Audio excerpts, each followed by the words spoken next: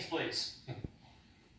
That means that we are on our way to the Supreme Court. And so the Third Circuit, which is the appellate court, it's the intermediate court between the Middle District of Pennsylvania. That judge, of course, gave that very legally inaccurate opinion.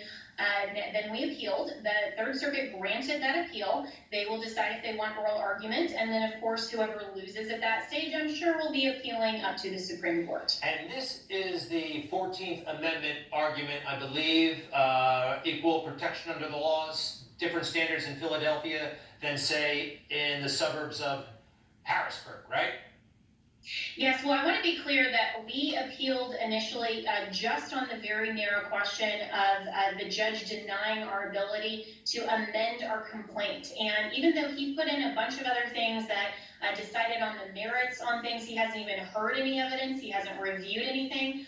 This is simply just to ask him, to ask the Third Circuit to say, yes, he should have allowed us to amend our complaint, and then we can move forward. So, Jenna, we saw an image a moment ago. We'll put it back up on the screen. Sidney Powell, we like her around here. Newsmax, great attorney, helped out Michael Flynn in a big way. General Flynn, over the weekend, we saw that statement from you and Rudy Giuliani, who were standing behind Ms. Powell at that press conference last week, saying she's no longer on the team. Why did you put that out? It seems like, is there a problem or what's going on, please? Yeah, so of course, Sidney's been a great friend of mine, and ultimately the legal team was kind of looking at two different directions, and like lawyers do, we all discuss the best legal theory to serve the client's best interest, and in this particular case, we want to make sure to preserve election integrity, and Sidney is very much focusing on Dominion voting systems, and that's going to be a much longer strategy, and that's going to be something that she's investigating, and right now where Rudy and I and the other members of the legal team are focused is making these claims looking at the election official fraud. I mean, this is just astonishing, Greg, where you have these election officials that have just completely disregarded election law in their state. You have governors, you have election officials on the ground telling voters that when they come in, like a lot of good Republicans do on election day, they come in and are told, sorry, you already cast a mail-in ballot, so you can't vote, you can only vote provisionally. That is a two-tiered system of justice. You have these thousands and thousands of ballots,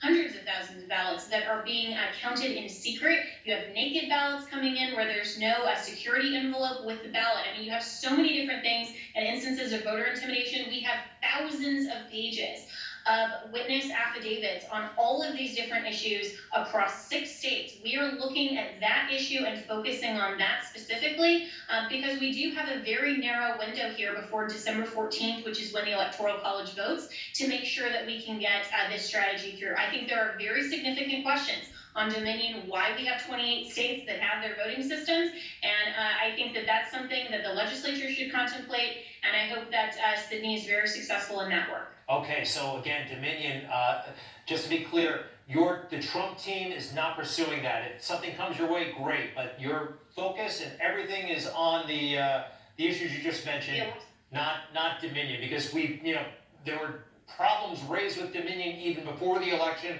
by even left-wing media. It's just going to take, too long to establish, or it's too complicated as well?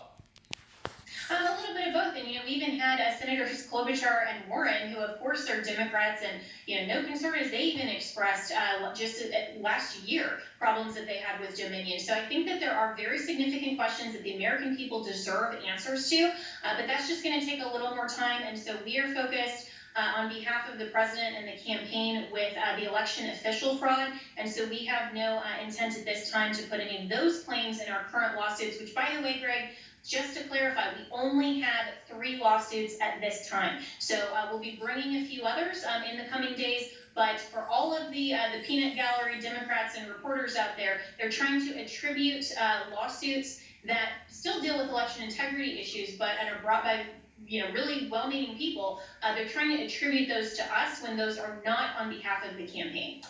I saw a senator from North Dakota say yesterday that for the most part, you have not actually even had the opportunity to submit evidence. So they're getting a little bit carried away that the evidence is being laughed out of court. That's what we're hearing from much of the mainstream media.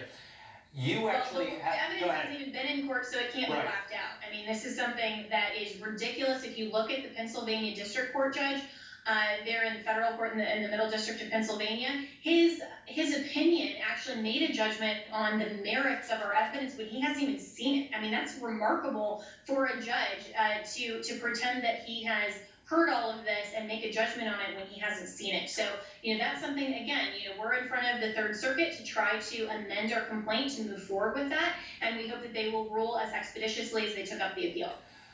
We all know that if the roles were reversed, the media would have an entirely different posture on this legal problem, and maybe the legal community would as well. This is, unfortunately, this is too lonely a fight for you.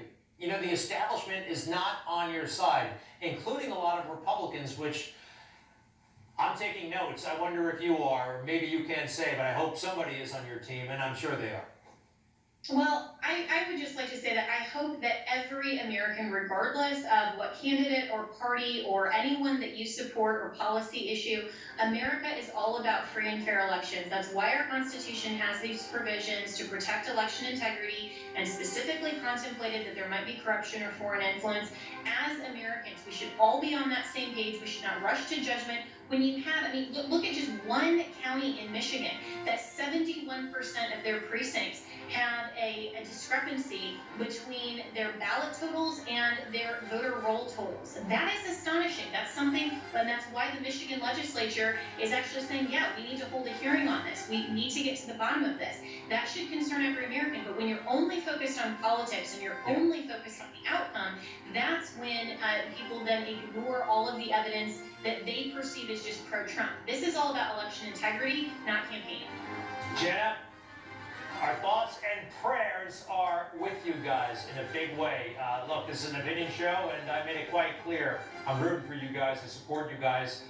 Good luck. Come back anytime. Jenna Ellis, Senior Legal Advisor from the Trump 2020 campaign. We'll be right back with Dick Morris.